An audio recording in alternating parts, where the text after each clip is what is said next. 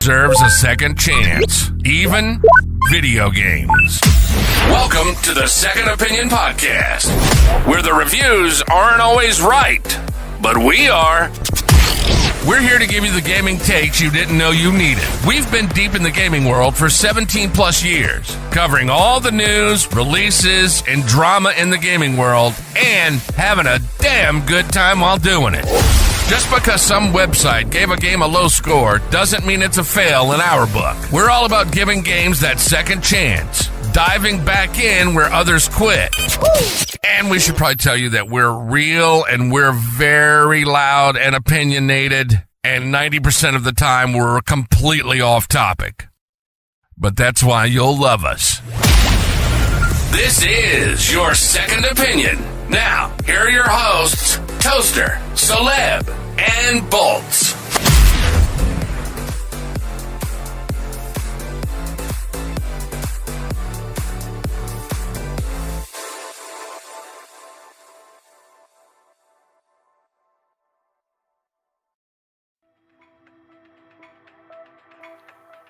My God, transitioning. I can't hear you. Oh, Yeah, it's the mics were muted, bro, during that session. oh, you started talking, and I was like, can't hear you. No, man, golly, what a day it's been so far. What's up, guys? Welcome back to another episode of the Second Opinion Podcast. It is your boy Celeb. I am joined by the one and only, the mythical Toaster McGee. How are you, sir? Good. I had to do like a quick desk cleanup, or y'all are gonna get a quick tutorial on polishing a guitar neck and changing strings. Well, I really appreciate you coming on. I know I don't know. I was all over the place today. I had all different stuff. There's this event going on here in town, and had the kids, and then I'm trying to do all this video stuff, and it's just been crazy. But we are back for another episode of the Second Opinion Podcast, and I'm very, very glad to be here with my partner in crime, Toaster. So in this episode, we're going to be talking about Ubisoft possibly being bought out, Assassin's Creed, David Hayter in studio, and much, much more. But before we get into that, we're going to talk about what you've been gaming. And Toaster, I have no clue what you've been gaming this week. I usually try to keep up with you on exactly what you're playing, but whatever. I really haven't been playing much. Oddly enough, WoW, obviously still. Yeah. And a month in with the War Within article is coming. I hope to have that finished by the end of this weekend. Did some of the Shattered Space expansion for Starfield. So I'm going to be reviewing that. But hey, just a quick tip for anybody who has motion sickness and they're playing Starfield. Shattered Space opens on a space station, and one of the first things you have to do is restore gravity. Up until that point, you were in 0G, and if you were susceptible to motion sickness, you're not going to have a good time. So your good IT buddy Toaster did a little bit of research to find out, hey, why the fuck am I getting sick playing this video game? Turns out that Starfield's default field of vision is set to about 75 to 80. Damn. Yeah. Which is really narrow, which apparently is very good at making a few people puke. Yeah. So if you experience that problem, you can call us here at Toaster and Celeb's Law Cert. No, I'm joking. We're not going to start a settlement. All you need to do is just go into options and adjust the field of view. I put mine at 100, and it's much better. Honestly, try that out before you're like, I can't play this game. Because I was almost at that point. I turned the gravity on, and I was like, I gotta stop. I'm gonna throw up all over my monitor. But yeah, that's pretty much what I've been doing. Okay, all right. Gaming wise, for me, it's been it's been a lot. But it's been pretty chill throughout the week. Me and Jared have been playing some Fortnite with this Marvel event going on right now. There's actually some event going on right now, the Doom event, Doctor Doom event that's happening as we speak. And been playing that. Also, I've been playing, doing my franchise on Madden 25, doing a good chunk of reviewing right now. My Epic Mickey rebrushed review is coming out today. My Creepy Tales review is coming out tomorrow. And also be on the lookout too, video wise. We have a video coming out that's a collective video from Cinelinx.com, and it's us talking about some games that we want remastered. So recently we did a collective article talking about some of the top games that we would love to see a remake remaster of.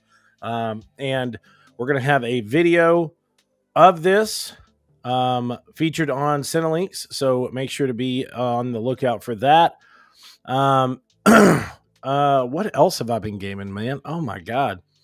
There's some games that I am playing right now that I can't talk about until sometime next week. So yeah, I don't know. It's just been, man, the Friday it just started out chaotic, and then it has definitely continued into today. So kind of loaning it at the house. My wife is at an event today here in town for the bank, and man, it's been crazy.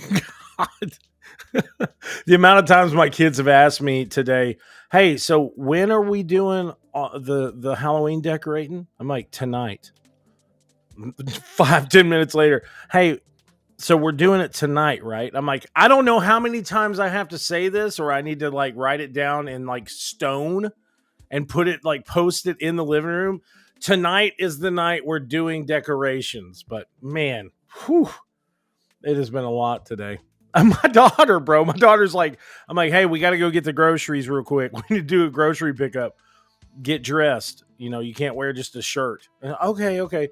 So she comes walking, and I'm like, Amara, what is taking you so long? We have got to go. She comes walking out in Toaster.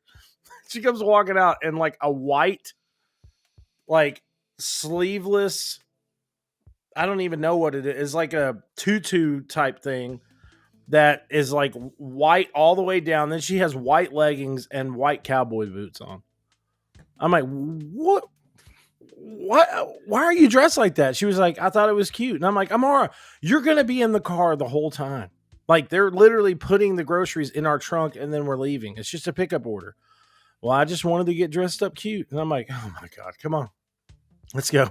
You're doing too much right now, bro. Jeez, man. Oh, man.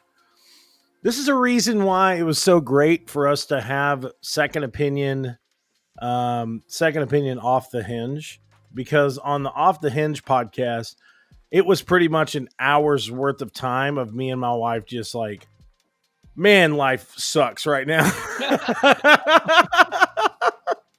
Oh my God, man. It was just me, her, and Bolts just talking about just being adults and how everything is just horrible.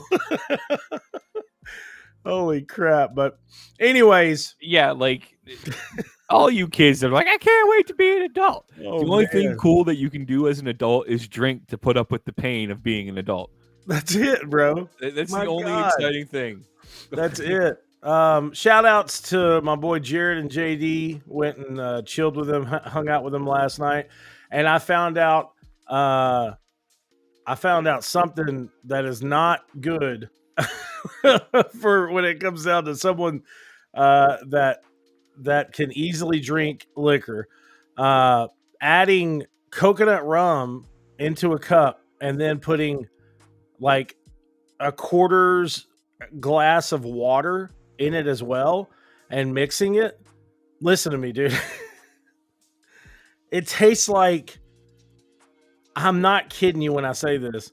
Does it taste like shame and regret? Because that's what that should taste like. Listen, it tastes like a coconut snow cone.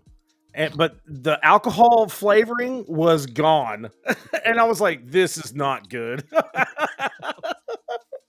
This is not good at all. But yeah, I was like, I had one sip of it. I was like, y'all gotta get that away from me. I cannot have that. But anyways, so back onto the topic of video games. We got some really good stuff to talk about today, and some really sad stuff to talk about today as well. And that is what is going to lead us into this revitalized version of the podcast, The Second Opinion. So in today's Second Opinion, we talk about our most disappointing games. And there are definitely some games on this list that are highly disappointing. So Toaster, we're going to talk about this first one. I say we do the CP first.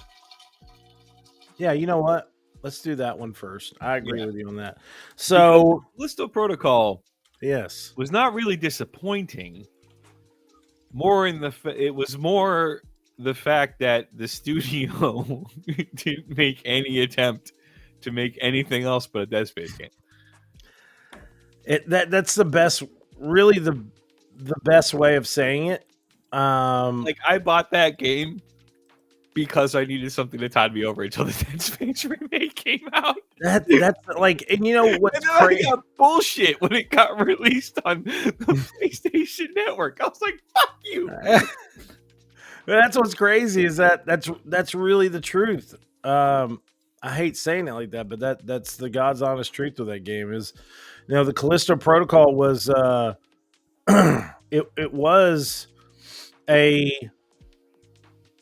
it was a Dead Space title. You know, that's what it was. You really could have said like Callisto Protocol or the Dead Space universe presents Callisto Protocol. Dude, I really honestly I think that is what should have been somewhat said. You know what I'm saying? Is it's not that it was a bad game. You know, it's not that it was horrible. Now, mind you, it was a very difficult game at times, and I can't say it was the easiest of really kind of lining things out of like, this is what you're supposed to do.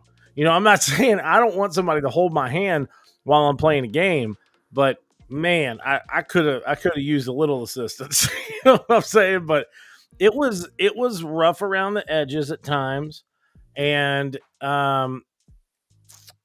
it was definitely a spiritual successor to Dead Space, especially whenever it comes down to the horror aspect. What I was really excited about with this game, of course, is what you can see in the trailer right now, like the utter horror and majesty of the characters and enemies that were in this game. Like there were times that I was like, oh my God, man, that's disgusting. You know, and that's the feeling that I want whenever I'm playing a game like that.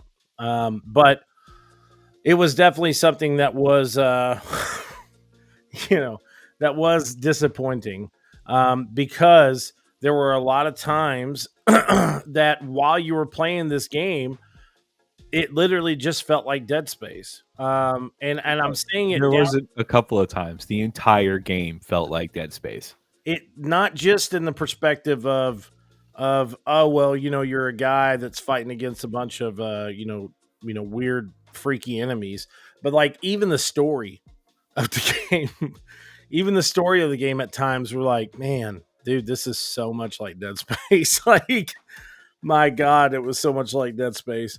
Was there anything else about this game particularly, Toaster, that you were just like, man, why did I get so excited for this? Just like the whole game, dude. Like, yeah. You know, I mean, and I'll be honest. I wasn't excited. I bought it because I wanted Dead Space. Oh. And I wanted something to tide me. I knew exactly what I was getting. Yeah. You know, I guess there was a small part of me that hoped maybe they didn't just go, you know, I mean, this was totally like, you can copy off of me, just make it look like you didn't get the answers from me.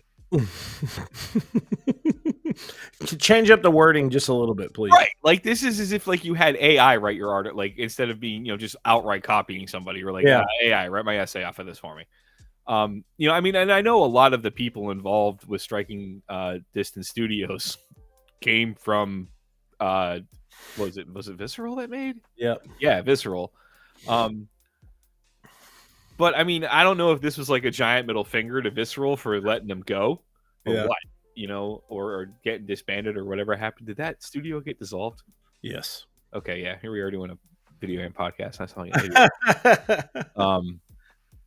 But yeah, I mean, I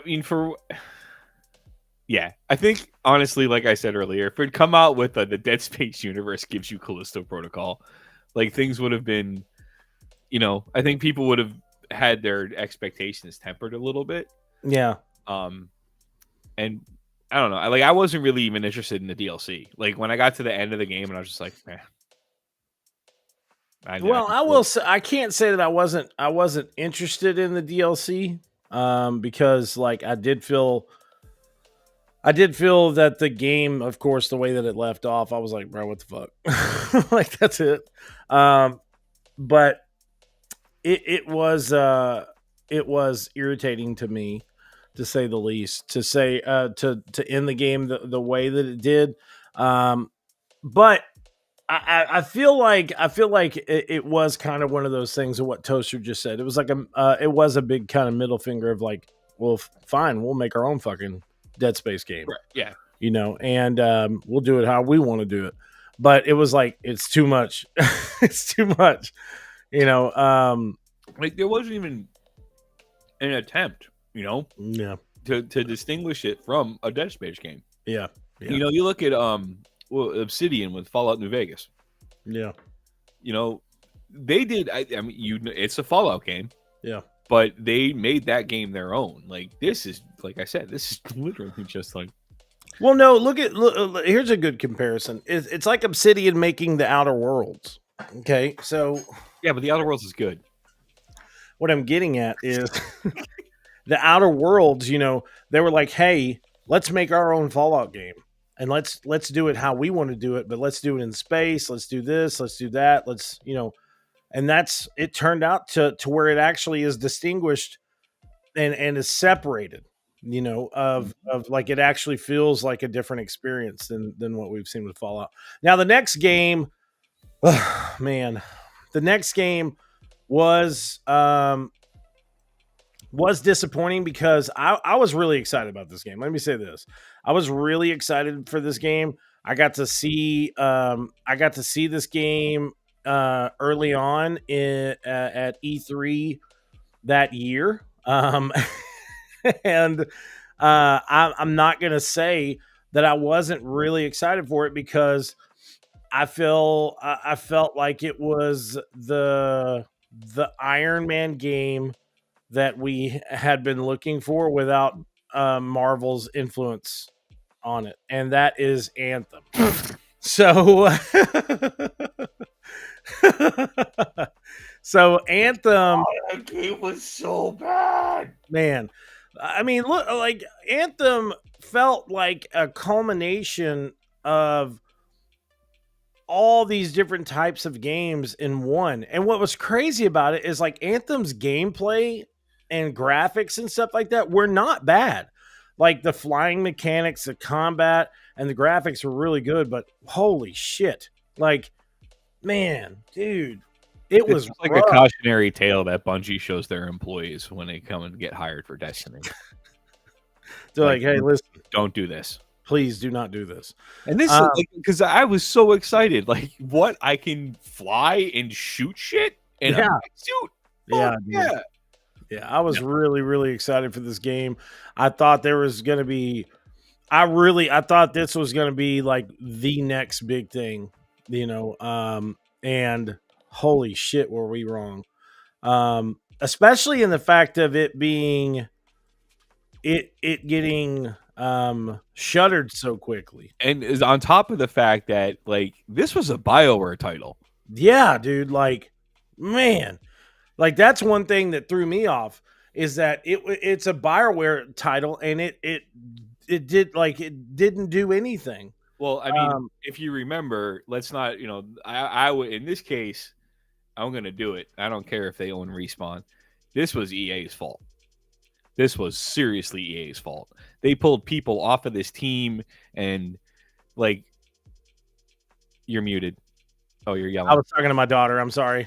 I have an on-air flashing light that I just ordered that I'm installing on the outside of my office, and the kids were like, "Do you really need that?" I'm like, "Yes, you come in here every time I'm podcasting, bro. Like, I've got to turn it on. I don't have a choice."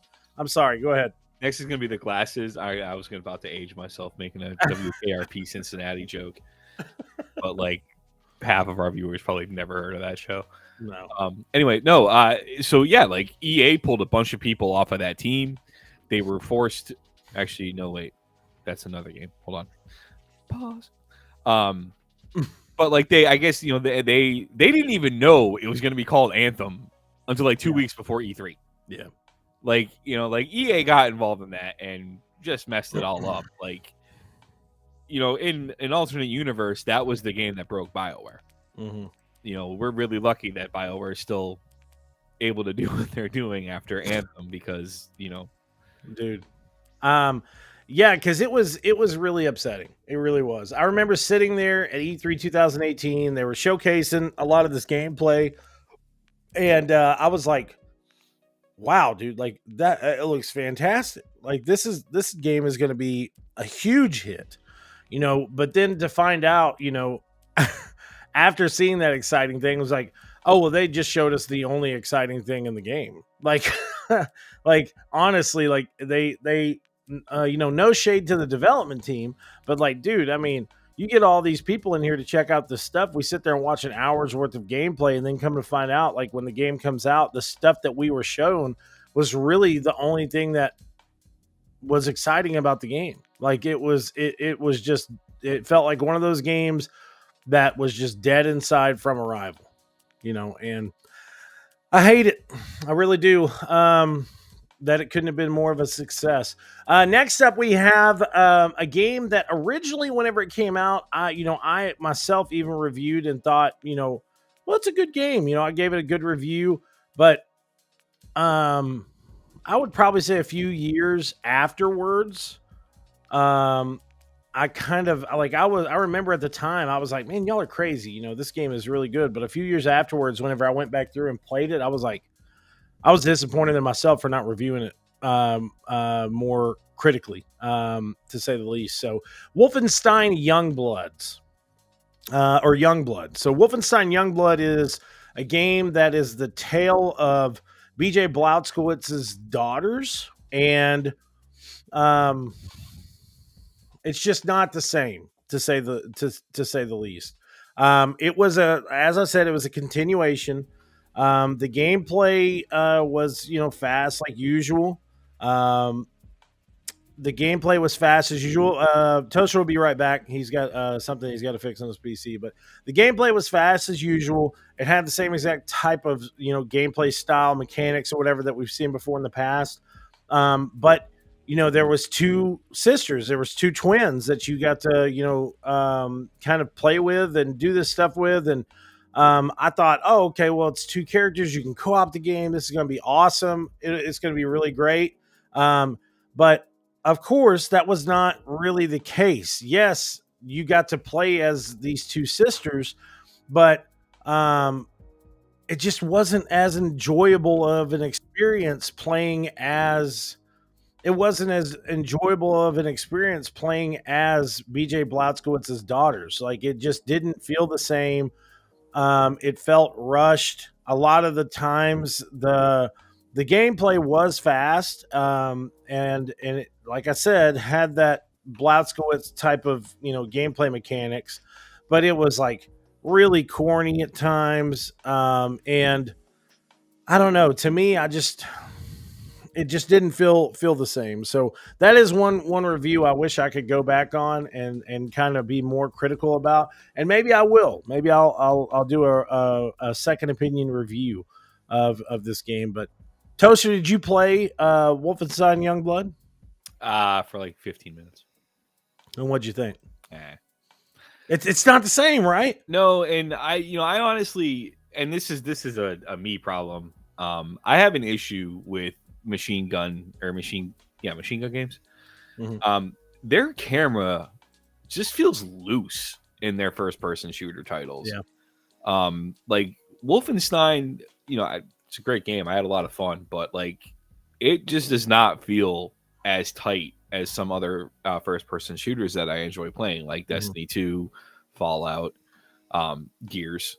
Well, Gears isn't a first person, but you know what I mean. Like it just kind of felt like no matter what I did to adjust the sensitivity, it still just had that like I couldn't quite. It just did not feel precise enough for me. Mm-hmm. So yeah, I agree with that. The big thing too, man, Toaster, you might have just like kind of blown my mind with that. Because I've never really thought about that until now, but I think that's the reason why I've always kind of had that disconnection between Wolfenstein and Doom, because it's all in the same exact type of universe of Bethesda. So, and literally in the same universe whenever it comes down to like what those characters are and where they're based in. But man, I think I'm gonna end up having to re-review this game because what you just said really just like I was like, holy fuck, that's what it is. The camera is super loose. Like it doesn't matter how you adjust the sensitivity, it really doesn't. Like no. The gameplay of that, especially of Youngblood, it was almost heightened in that sense of how loose that camera was. Yeah, it just feels way too quick. Yeah. Yeah.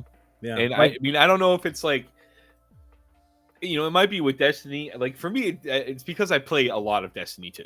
Mm-hmm. Like to me, it almost feels like the camera in that game, you can almost kind of feel the weight of the gun as you swing around. Like you can just kind of, it sounds fucking weird. No, but that's the truth. Like yeah. When you do it in like the Wolfenstein titles, there's no weight behind the movement. It's just like wonk wonk, and you're like, what? Yeah. Yeah, and I'll say this too, like comparing. I'm sorry, I'm fucking with my beard too much. I look like a hobo over here. Yeah, I know your masterful beard. You don't have this problem in Doom. Like depending on the gun or whatever else, like it just feels more. It feels more. You want to know what my problem with Doom is currently? What's that? And it's the same problem I'm currently having in the Dead Space remake. I am in a really shitty situation in both of those games, and I have no fucking ammo. Yeah. Like, I was like, the other night, I was like, you know what? Let me fire up Doom. I haven't played this in a while. And this is like Eternal. This is like the Doom that came out, And I'm like, I haven't fired this up in a while. Let me, and I load it up, and I start playing. I'm like, oh, yeah. This is where I'm so fucked right now. This is why I'm in this situation. Because there's like one of those giant Minotaur rocket launcher dudes. He just spawns out of fucking nowhere. And then there's like one of the Beholder type things and then like one of the big dudes shows up. I'm just like, fuck. There's like 8 of you, and there's I can throw rocks at you. No. Yeah. And those two games are unforgiving, man. They really are. It's kind of like, so you remember Resident Evil Code Veronica? Bro, do I remember Code Veronica? So, yes. My God. I never finished that game because I got to the part where you're leaving the island on the plane, and it makes you think that you beat the fucking game at that point. Like, you're literally like, cool, I'm good. And then the plane goes, brrr, and, your co-pilot, the dude, like, hey, why don't you go back there and check out what's going on? I'm gonna fly the plane. but why? Like, I can steer. You go back there and check it out. You take it. But yeah, so Tyrant's on the plane. I didn't have any explosive ammo. Mm-hmm. And if you remember that whole sequence, you're supposed to weaken him and then hit the cargo loader to hit the crate at him to eventually knock him out of the plane. Yeah. But you can't do that if you don't have explosive ammo. Yeah. I got to the point where I had his patrol pattern in that little cargo hold memorized and would be able to fight him for like an hour and a half with just a hunting knife, because all I had was normal bullets and a shotgun. Yeah. And my last save was so far back that I would have just been like, that's it, I'm done. I'm not, Yeah. So. Well, the next game is I can't say it's on this list because of a key specific thing with the gameplay or anything like that, but it had a lot to do with the creator. So, Mighty Number 9. So, Mighty Number 9 is another one of those games that when it released, everybody was like, this is the same exact game that's come out before. And when we say that, we mean Mega Man.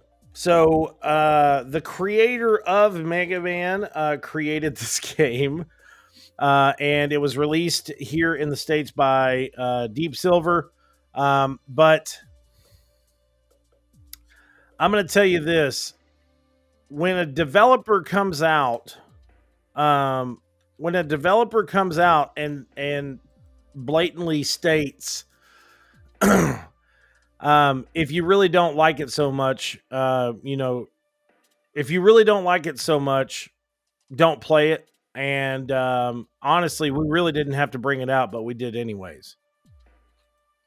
I lose a lot of respect for somebody in that perspective. Like, don't chastise gamers for saying, hey, dude, your game looks just like a game that you previously brought out. And then basically tell them, hey, you could fuck off. Hey, what's his face? The Symphony of the Night guy that did Bloodstained Ritual of the Night. Who?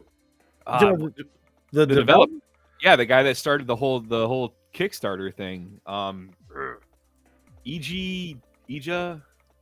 Kiji. No, not Kiji. Oh. It's Iowa something. If only I was sitting at a device that would allow me to search.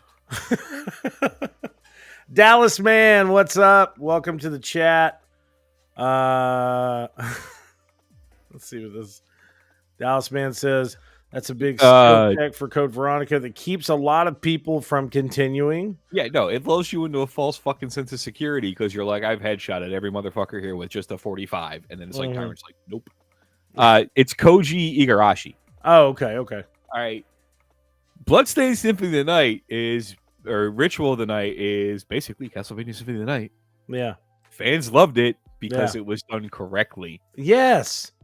Thank you. That's the best way of really saying it. Like, with what's this? Like, don't be Ridley Scott. All right. And Kiji Infuna. I probably butchered his name. I'm sorry. Yeah. But he has been known. He was the creator of Mega Man. Okay. He was also one of the lead creators on Dead Rising. He was one of the lead guys on Onimusha. He has always been known for all the years that he was at Capcom and did all the stuff that he did. And it just really, to me, coming from somebody that was a big Mega Man fan, it really hurt a lot when somebody that I looked up to so much was like, if y'all don't like it, fuck off, pretty much. I understand, bro. I get it. It's irritating whenever something that you've been working on for the last few years comes out and it's not receiving the praise that you thought it was going to. I think the thing that people need to understand, though, is that the folks behind these video games, designing these things and building these things, are people. Yes. And eventually, I agree. You send death threats, you dock, let's face it, the internet has allowed fan bases just to turn into complete assholes. Yeah. I listen. The more that this happens, from fans, the more these folks are human beings. The amount of bullshit they put up with without saying anything already is just ungodly. Yeah. The amount of self-control and restraint that these folks have to display on their social media and stuff like that when they've got like some fucking basement dweller, screaming for their heads. Yeah. And I think you're going to see, if this behavior continues, you're going to see more and more like smaller or, old school devs who are known for making, games from our childhood, who really, they don't have to cater, man. I mean, they got their mark on video game history. They can come out with a new game, and then they can also be like, well, fuck y'all. I made something you wanted, and Yeah, I agree. I mean, we've talked about that before, and there is a fine line between coming out and saying, I was really disappointed in this, compared to, you're a piece of shit for bringing this fucking game out, something like that. But, I don't know, man. The dragon from fucking, the Disney movie. It's like, I curse you, your ancestors, curse on your family. Fuck if I know. Mulan. Who? Mulan. Oh, yeah. You talking about Mushu? Yeah. Yeah. Like that is basically gamer fan bases right now. It's like, I hate you, I hate your grandmother, I hate the people responsible I hope the worst for the twinkle in your father's eye that made him want to, like, it's just ridiculous. Like, and to me, like, I need these, like, I think the biggest shutdown, and I would love to see, like, if somebody like fucking, Casey Hudson or Koji or, Hideo Kojima were just like, when a fan was like, well, your game sucks, just to have them like do a simple response of, where's yours? I agree. And it's like what Dallas Man says here. He says, I can't be mad at him because he's right. I don't care about your money. I care about my art. Motherfuckers abuse creators and play the victim when they don't get their asses kissed. I agree. But I keep going back to it, but I think the best model to base your studio and fan base relationship on is Larian Studios. Yeah, I'm going to say that until I'm blue in the face. Yeah. And this goes back to what we were talking about last week. You have to allow people to put the time in. Mm-hmm. And, gamers can't be selfish. Like, I'm fine. Expect a Call of Duty title every fucking year. Because you know what? I'm sorry. That's a carbon copy every time it comes out. Just with a couple of changes, updated graphics, and, new guns. Yep. You could, that's literally like assembly line video game manufacturing. And that's not to discount any of the talent and skill that those teams have. But, I mean, you're making the same thing year after year after year after year. The only reason that you're not getting burnt out is because you're alternating studios because of the amount of power that Activision owns. Yeah. But yeah, like, titles that are not these, annual things need time. And yeah. Hey, okay. So real quick, you had Outlander on this list. It's not Outlanders. It's Outriders. Outriders. My God. Yeah. I was like, see, that's how good the game was. And I was like, whenever I'm pulling up Outlanders, it's like a village-based game, like a town builder. I'm like, I hate that town. Fuck that mayor. I was like, damn, bro. Like, he must have been really excited for this game because I've never even heard of this shit. Like, no, Outriders, dude. I was super stoked for Outriders. Outriders looked like it was gonna be fun as shit. Yeah. And no. So what did you hate about Outriders so much? Because I'm gonna be honest with you, like, I don't think I ever really got into Outriders. I don't think I even played it. Like, it wasn't the story type shooter that was promised. Like, it felt like a Destiny clone. I mean, it was like mediocre. It was like, I mean, that's really the only thing I can say. Like, it was like, it kind of felt like the people involved just phoned it in. Yeah. I'm sure there are some fans that loved it. I mean, it had some fun elements, and I think the combat was a lot of fun. But for the most part, like, the overarching just meh. Yeah. No, wait. I did play this game. Wasn't there like everybody was freaking out whenever it was like a random demo that dropped. Everybody's like, oh my God, the Outrider demo's out. Yeah, no, and it was by Square. Everybody freaked out because it was Squeenix. Yes, yeah. And People Can Fly, which is another great studio. It's like, right, they did Bulletstorm. Bulletstorm's a lot of fun. Bulletstorm is a blast, bro. But yeah, so like, I don't understand why this game didn't succeed. Because it didn't push anything. Like, it didn't. I mean, you got infected by this energy wave, which is essentially a guardian. Yeah. From Destiny. It didn't bring anything new to the looter shooter table. Mm-hmm. And and it was really basic. Yeah. Is really the only way I can describe it. Like it's all shit that you've seen before, right? In a million different video games. And I know really, if you strip away everything from video games now, every video game you play is the same shit you've seen before. Yeah. But where that you get over that hurdle is the story, and there just wasn't really a story. Yeah. Like, the fact that like you had this whole like relic thing and past or like future Earth type situation, you're just like, okay, Destiny.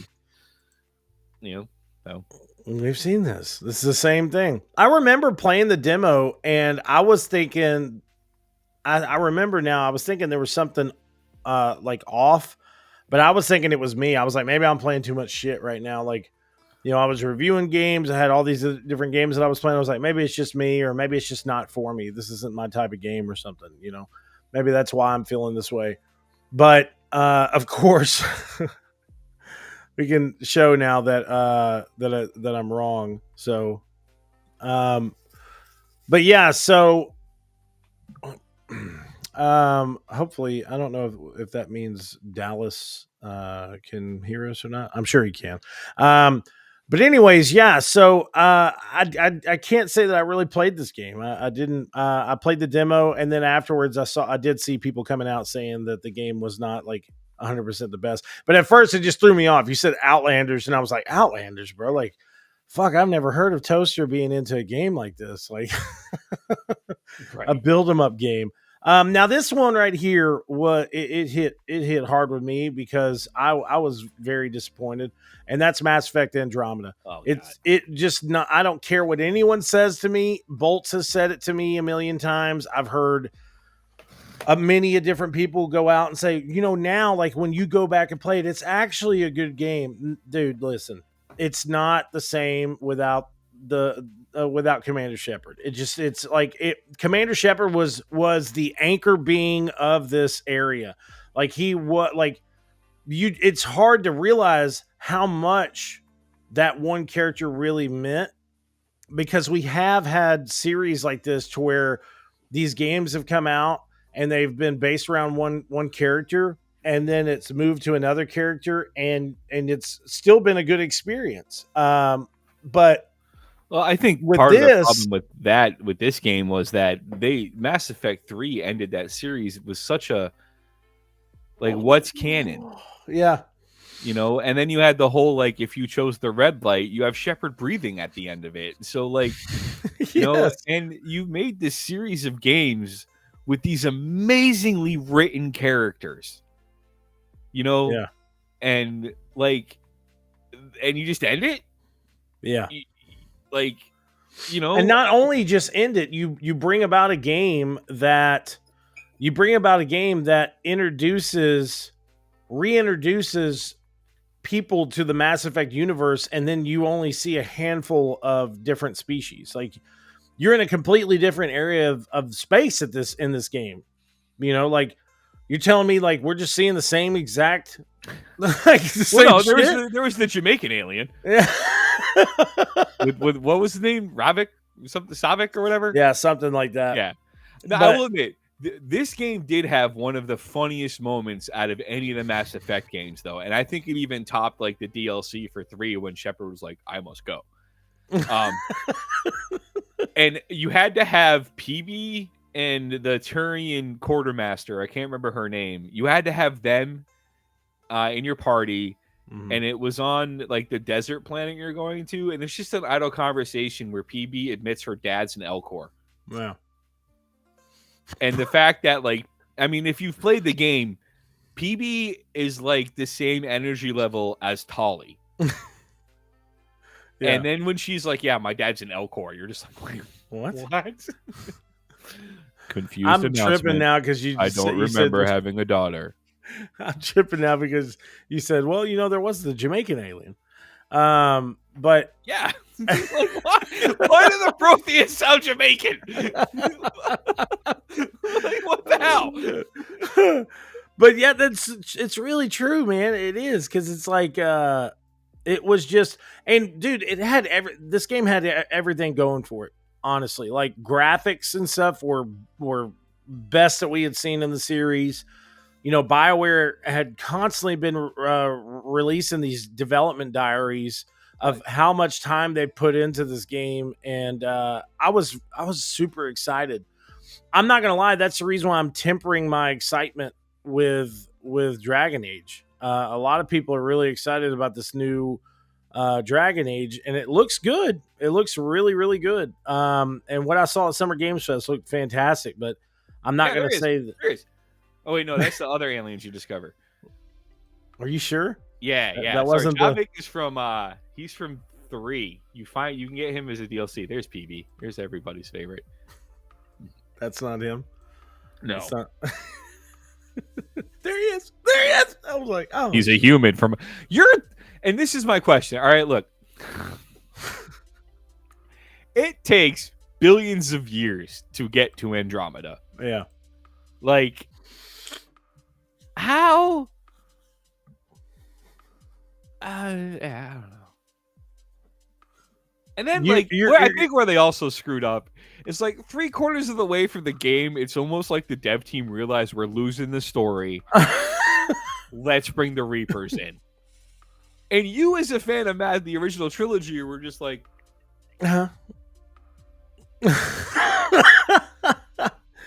It was wild, dude. And they have like all these log entries where you're like, so what happened then? It was wild. And that's the reason why I have it's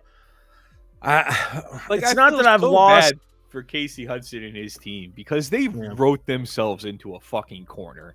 Yeah. Like, they mopped the floor of a warehouse before mopping a path out. Yeah. Like the first 3 games, dude, with the exception of like the last 20 minutes of Mass Effect 3, are fucking amazing. Yeah. And you get so attached to these characters because that's basically you. Yeah. As Shepard. Like the decisions that you make, those are your choices. Those are your morale, your morals, your ethics. Like, those are your hatred of Carthonasi. Like, Caleb didn't pick up on that, or he would have started cracking up. Yeah, I didn't. I'm sorry. I said your hatred of Carthonasi.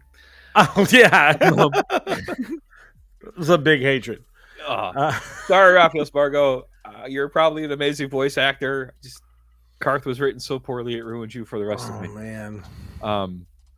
But like, you didn't have that same level of character story, and I mean, I don't know. Like, I got really attached to those characters. Grunt is fucking hilarious. Oh, yeah. Rex, I love Rex. Rex is amazing. Yeah. Shepard, Rex, like, and you do have your characters that are just like, like Caden, Jacob from the second game too. He was a pretty bland, just, I'm a military guy and I shoot things and I also am a biotic. Like, okay, buddy. Oh, and I have family issues. Okay. Whatever you say. We'll take care of that if we can. And you had space racist Ashley. Mm-hmm. Space racist. Goddamn space racist. And I mean, you had such memorable, like, fucking Joker, Seth Green running through the Normandy going, what the shit? What the shit? Like, you didn't have any of those in Mass Effect Andromeda. No.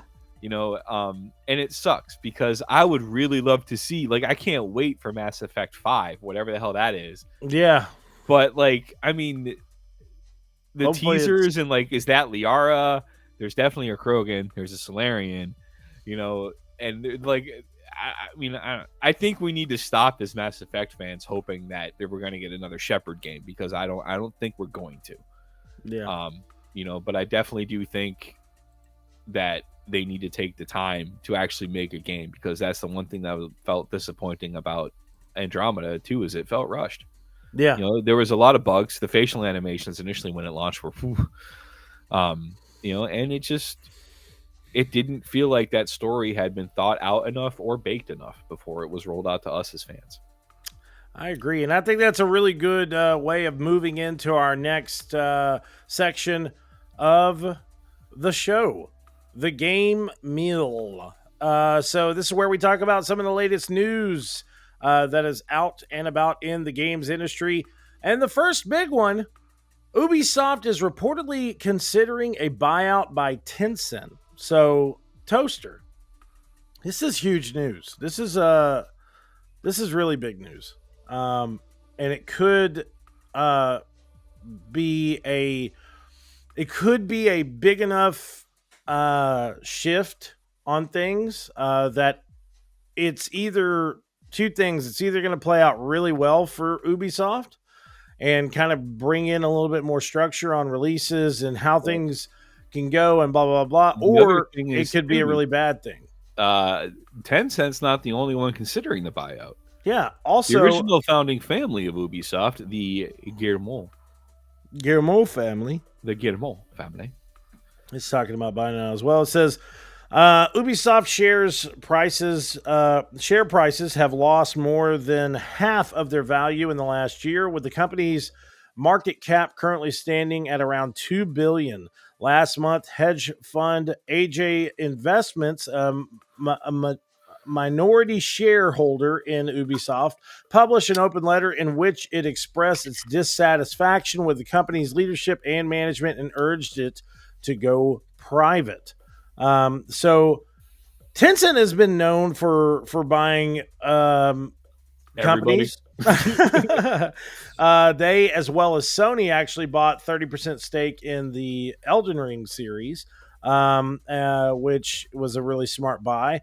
But it does say here Tencent acquired a 49.9% stake in Ubisoft in 2022, with the former also getting 5% voting rights. From Mario plus Rabbids Sparks of Hope and Star Wars Outlaws to Prince of Persia: The Last Crown and more, Ubisoft has seen a number of titles failing to sell as well as expected. And this is all shared via Gaming Bolt. According to Google, Tencent already owns Ubisoft. Oh, pretty much. I just Googled what game studios does Tencent own in Ubisoft.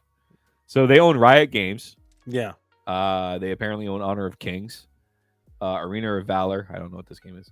Frontier Developments, Shark Mob AB, Fast Shark, Next Studios. They have a stake in Activision? Do they really? Oh, 5% stake. Oh, so this is just like the stakes. This isn't like outright ownership. I'm sure Microsoft's going to be like, get the fuck out of here. Well, the big thing with this is it is apparent that certain Ubisoft titles are not hitting the market the way they expected them to. I will say that some of the games that have been shelved, I was sad to see them get shelved, including Ghost Recon Frontline and, of course, the sequel to Immortals Phoenix Rising, which I love that game. Me and my wife played a ton of that game. But now we're also seeing things that that I feel are lined in with people's dissatisfaction of certain things. I think that's the reason why we're seeing games like Assassin's Creed getting pushed off until next year, and a few things. I don't really think it cuts down to like the social aspect, though. I don't think Ubisoft cares about the negative comments, because they've blatantly come out and said, listen, we care about your opinion, but we also care about our art form, kind of like what Dallas Man's said earlier, that they do care about their games and their vision. Now, the one thing I will say that Ubisoft has always done well is expanding their universes in multiple different ways. So depending on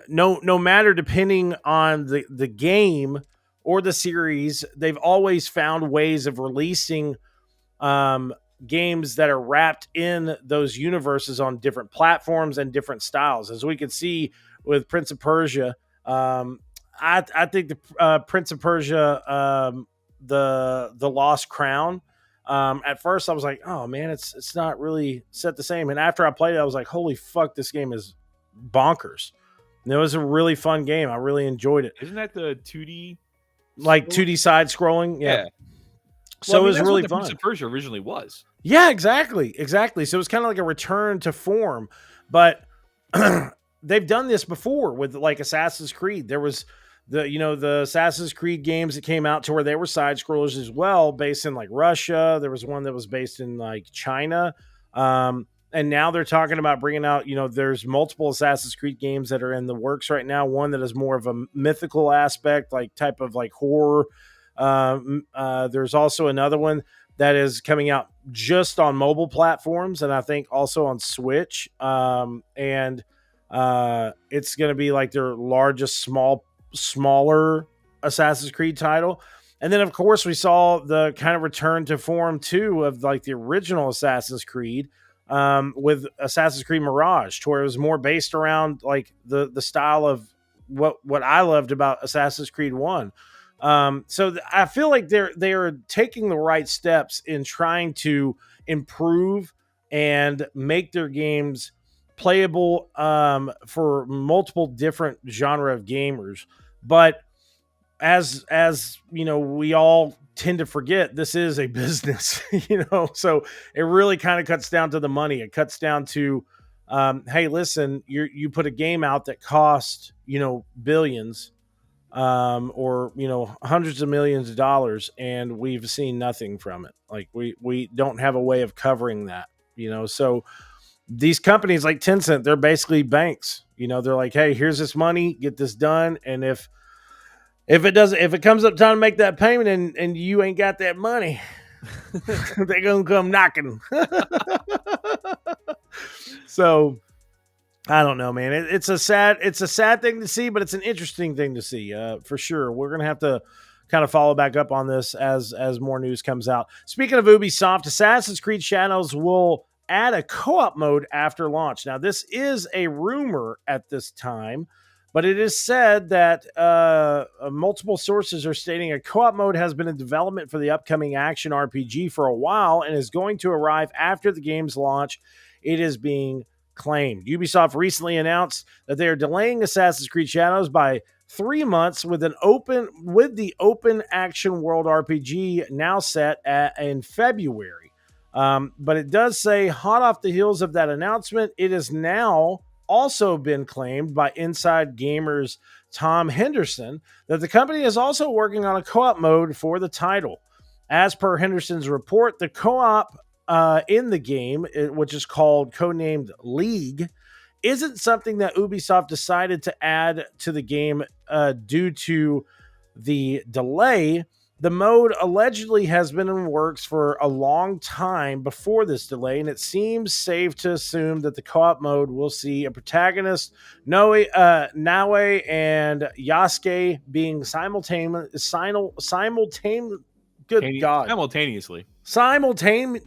I can't say it. What's wrong with me?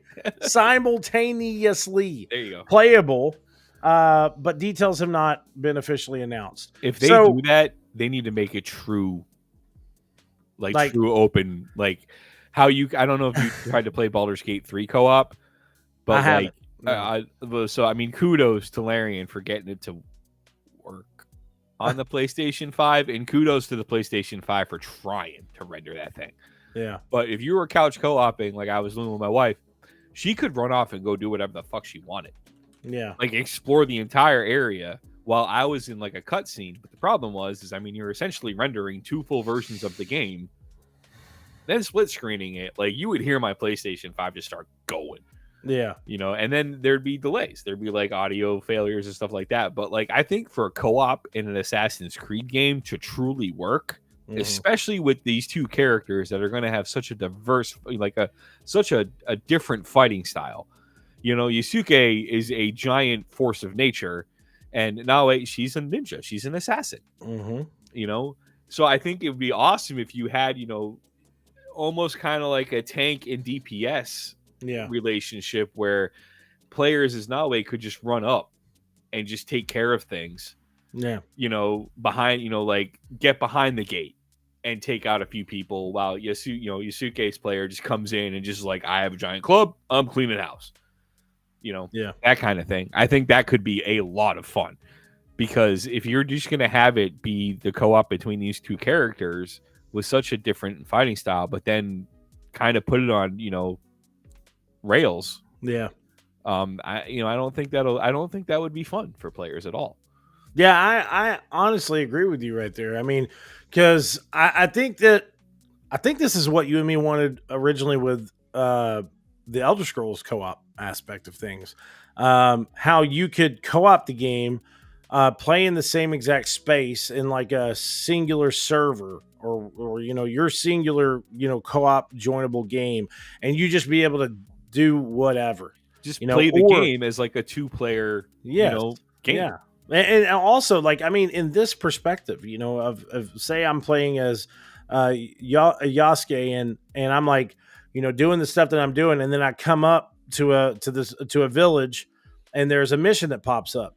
That's whenever you can have the mechanic to where it pops up and says, do you want to start this mission? Yes, but then you have to wait. You got to wait until your co-op player comes over there and joins, or them asking, hey, would you like to join their, co-op mission? You're like, yeah, of course.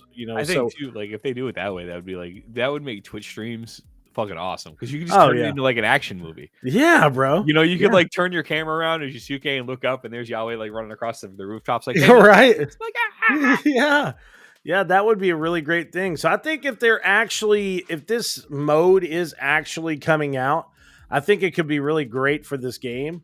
And it could bring a new player base to this game as well. But I don't know if this is really something that is coming out, or this is something that is planned as like a future DLC, because this is a big gameplay feature that I would think would increase sales tremendously.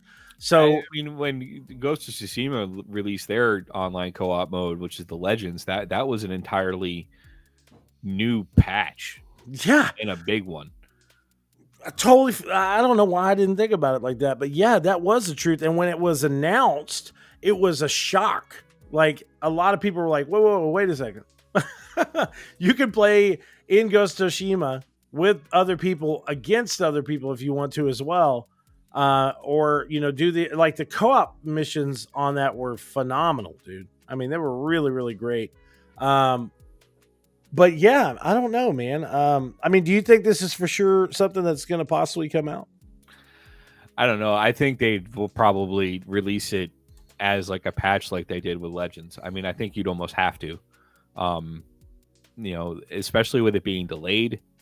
And they're under the financial pressures they are and stuff. They really need this to be a successful launch. And I think trying to introduce something like that at launch would be a hindrance more of and lead to more bugs. Whereas you were like, okay, so here's the game, and we are hard at work at introducing this other mode. And I think that would also give people the opportunity to play through the story, experience the characters, learn the game. So that way, when you are playing in a co-op situation, you can truly just fucking massacre. Go to town, bro. Yeah. Yeah. I agree. So next up, speaking of, just really great things, I don't know, things that put me in a really good mood whenever I find out that, news like this is out and about. Because why, everybody? Because Caleb is a Metal Gear fanboy. I am a Metal Gear fanboy. So it has been, I don't know, rumored, announced, something like that, via Twitter. Somebody said something drunkenly at a party. Yeah, and they were like, "Holy shit, this is real." So veteran Metal Gear actor David Hayter is seemingly voicing Big Boss again for an unknown project. Can previously rumored Metal Gear titles be remade? Are they being remade? Look at the way that I typed this. Can previously rumored Metal Gear titles being remade?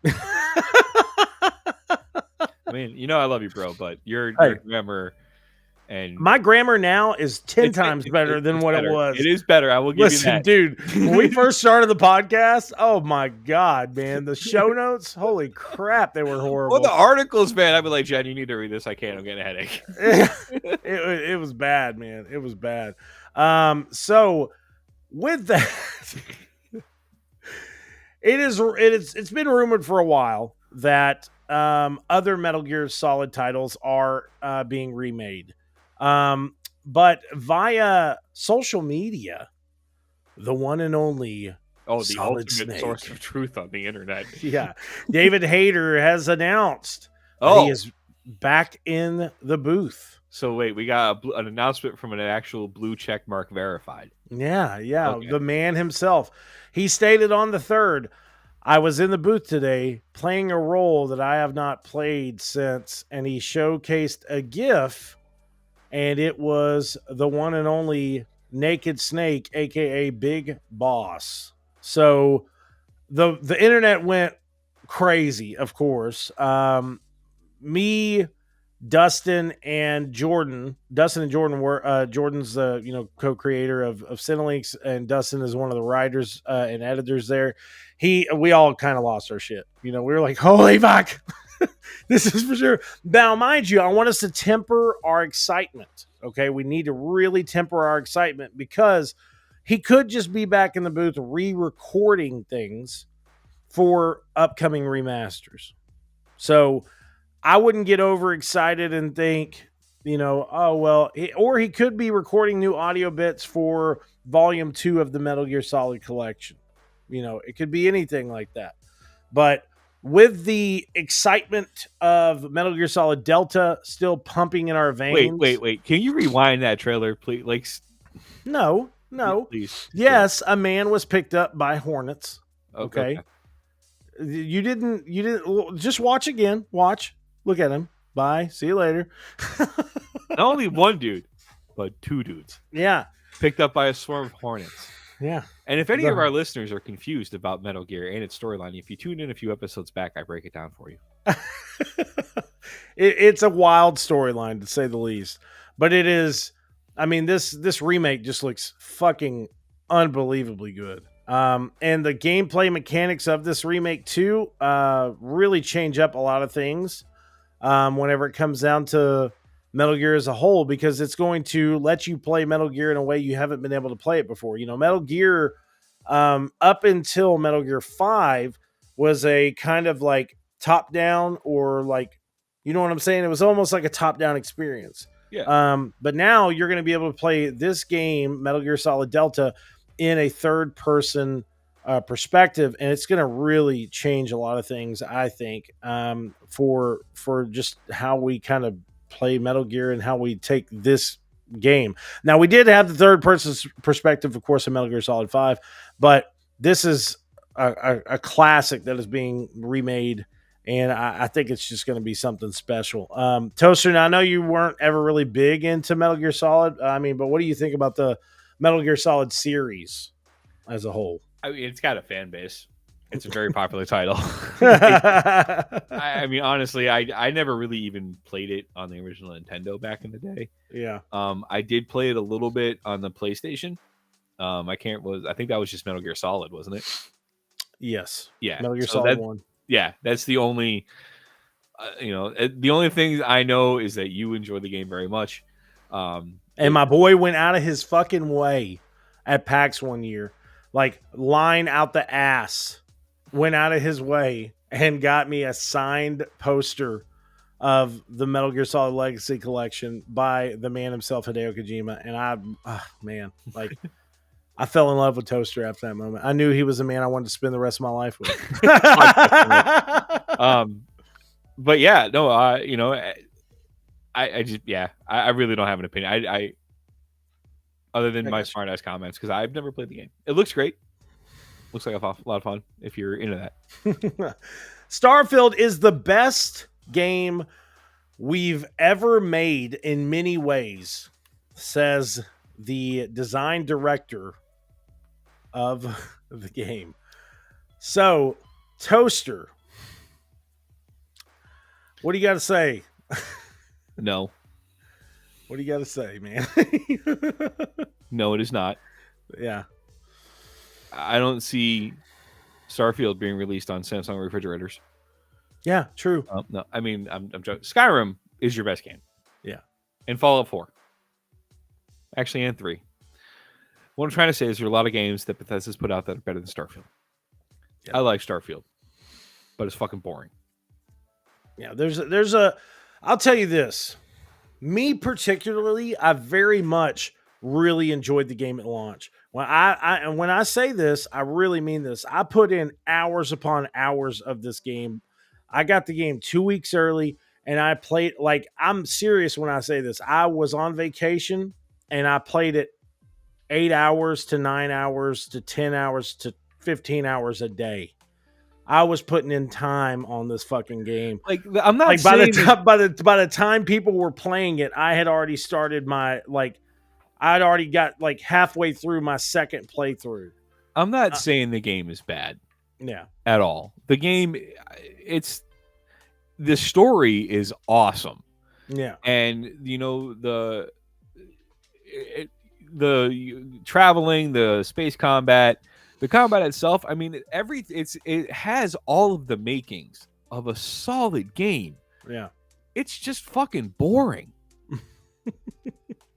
Like, the planets are empty, devoid of, you know, anything. And I mean, yeah, if you're having a stressful day, it's kind of cool to chill out and just scan the various shit you find on the planet. But yeah, also, you have given me space powers and machine guns. Give me a fucking reason to use them. Yeah. Other than these brief encounters with, you know, I mean, I'm not so far into Shattered Space, you know, but that's kind of already playing out how the intro to Starfield played out. Like, you have a quest to go talk to various factions of the House of Varun to get them to give you shit to get shit, which was the opening mission of Starfield. Go talk to the various political parties so they can unlock access to the TerraClaw database or whatever that big thing is. TerraClaw. Yeah. Yeah. Because what the shit is the but I mean, it's just either way. Well, listen, I will say this. I'm not saying I 100% disagree with you. There are times that the game can be a tad bit like strenuous and boring. They made improvements, the surface maps, the buggy, you know, but I was really lucky, honestly, because, like, I'm serious when I say this. Like, playing it on my PC, I was like, man, I don't know if my PC is going to run it. I don't know if this. People were having bug issues. People were having the game just crashing on them. I didn't have any of those issues. Anybody complaining about that stuff isn't a true Bethesda fan. Yeah, you got to be used to that, bro. Right. Like, shit, I can't tell you how many many times Skyrim on the PlayStation 4, they were like, bro, fuck you for months. They were just like, fuck you. Bro, the amount of times, like, you remember whenever Skyrim first launched and they had the bug to where the fucking the horse broke your game. Yeah, like, like the horse and the cart and shit like that was like launching into the sky.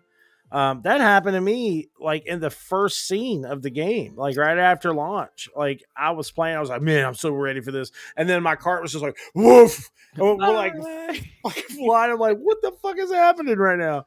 Now I will say, I really enjoyed my time with Starfield. I really did. I thought the visuals were fantastic. I thought the facial animations were just like breathtaking. I thought the storyline overall was unique compared to some of the other Bethesda titles that have come out before in the past. Like I said, it's got all of the foundations it needs to be a great game. Yeah. They just need to bring more action into it, really. Yeah. You know, like, the cities are awesome. The fact that, you know, and one thing I really liked about Mass Effect 3 is you don't have to go talk to somebody to pick up a quest. You can just overhear a conversation and be like, oh, I need to go save those scientists. Yeah. You know, but like when you're out exploring the planet, like, give me what do you call it? The level syncing. They need that. Yeah. I'm level 39 in the game. I haven't encountered anything that I can't take out yet. Mm-hmm. And I've taken out some things that are well above my level, but it's all about strategic placement and cover. But just give us more to do on these planets. Like, give us more enemies, give us more bases to discover, give us more enemies in the bases we discover. Like, give us a reason to use the weapons that you've come up with in this game. Yeah, I agree. I agree with that. There was times too, and I will say, I guess that you're pointing it out now. There were times that I would go to these bases and they would look really fucking cool, or it would be like a spaceship that's just floating in space, and it was like an abandoned spaceship. I'm like, oh shit! And I go on there, it's got this ominous music playing or whatever. You go on there, it's just a bunch of dead people, and you're like, for like everyone's dead, and you're like, all right, so where's the there's going to be some alien or something on here, and you're kind of walking through the spaceship. You're like, oh shit, okay, well there's some treasure or something on there, and like you get like a weapon that's like the same level of weapon that you already have, and you're like, all right, so what the fuck happened here? Yeah, what's the big deal? Like, okay, just you develop this awesome story, this amazing world, but you've left like the space in between chapters just devoid of shit to do. And I think that really takes away from how amazing this game can be. And I hear that Shattered Space has kind of changed that. I'm not so deep into that yet to see exactly how that's been done. Okay. But I plan on getting into that. Obviously I'm playing it, but it bums me out because the game is fucking boring. In between these moments of action, it's just like, all right, I can go land on this empty planet. Like, give me history, give me evidence of, like, I don't know, an alien race before. Somebody created these Starfield gates, that you get these powers from in these temples you go to, like, but there's really no lore about those civilizations. Like, flesh out your story. Yeah. I agree. And this is just me. I don't know. Maybe they need to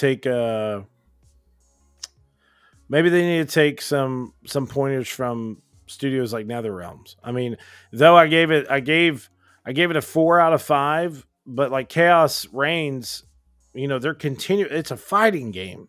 You know what I'm saying? It's a fucking fighting game. And it's got such a just a massive story on a constant basis, and I would be fine. I would be fine for Bethesda to come out with an Elder Scrolls game that had cinematic cutscenes too. Like, everything is in most Elder Scrolls or Bethesda titles that are straight from the Bethesda studio. It's always in-game interactions, and every once in a while, like, you'll like beginning and like the end, you'll get these cutscenes. But like for instance, here's this moment for Mortal Kombat. Hang on. Escape. The tunnel is an entrance, not an exit.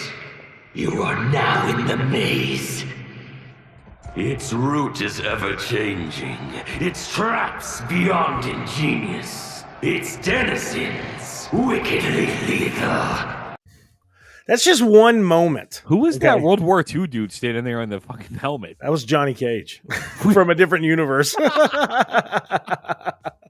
That's what I'm saying, bro. Like, that one moment.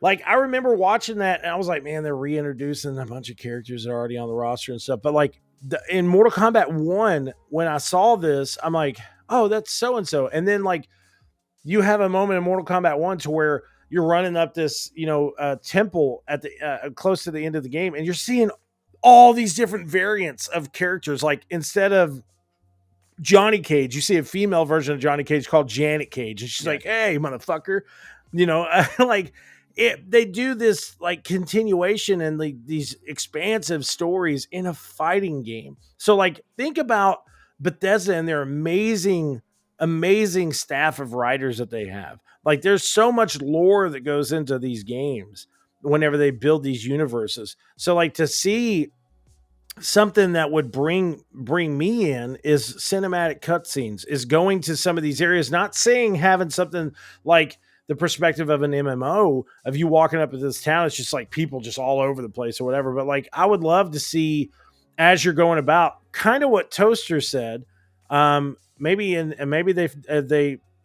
for Toaster's sake, they fixed it, but like, how cool would it be to be on one of these desolate planets? And like every once in a while, as you're walking in this empty space, there's like a person that's just like laying in the ground and they're like, hey, can you please help me? You know, like someone's like stuck, their spaceship crashed, or, you know, they were out there looking for space gold and, a space worm came up and ate part of their leg off, and, you know, some crazy shit like that, you know. I don't know, man. But I will tell you this, over the years that me and Toaster have been gaming, the one thing that we have always had is a second opinion.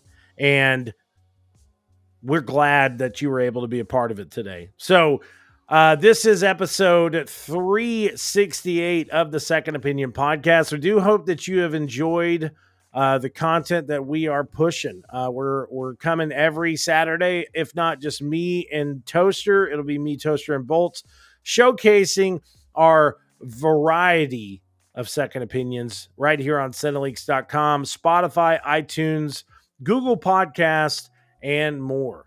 So thank you so much for tuning into this episode. And shout outs to my bearded, mythical, beautiful man, Toaster, for always being there around on this journey. And shout outs to Bolts as well. I know he's loving up on that infant child today. That sounded so bad. He's loving up on an infant child, so he couldn't be here. He is being a father today. So and now I have to go. It's be like a father weirder because you had to clarify it. Listen, hey, you know what? Speaking of that, one time I remember when Amara was like a year old, and Snapchat filters really had started getting real creative of doing like videos and all this other stuff. And I was, you know, still a part of that like Snapchat thing to where I get like, you know, early access to a bunch of different features. So like one of the filters that popped up and it said like Law and Order. And I was like, oh, I'm going to do this. And I was like, Amara. And she like turned around and looked at me and I was like, hey. And then she just kept walking off. And then I tapped the screen. And whenever I tapped the screen, it popped up and it said Law and Order, you know, something. And I posted, I was like, that's funny. You know, and Bolts called me. He said, what the fuck? Like, why did you post that? That's so fucked up. And I was like, what are you talking about? He's like, bro, you put Law and Order Special Victims Unit. And I was like, what? I was like, okay. And he was like, do you know what Special Victims Unit is? Yeah, dude, that's not good. None of those episodes end. And I was like, ever. No, I've never watched. They're going to, and then like in the last 5 minutes, it's revealed like the most disturbing thing. I was like, entire episode. Listen, I've never been more disappointed. I'm like, oh my God, I've got to go delete that shit. Jesus Christ. But anyways, I love you guys, man. I really do. Toaster and Bolts for always being there. And of course, our listeners. Thank you guys so much for tuning into this ridiculous episode of the Second Opinion Podcast. And we'll talk to you soon. Peace out.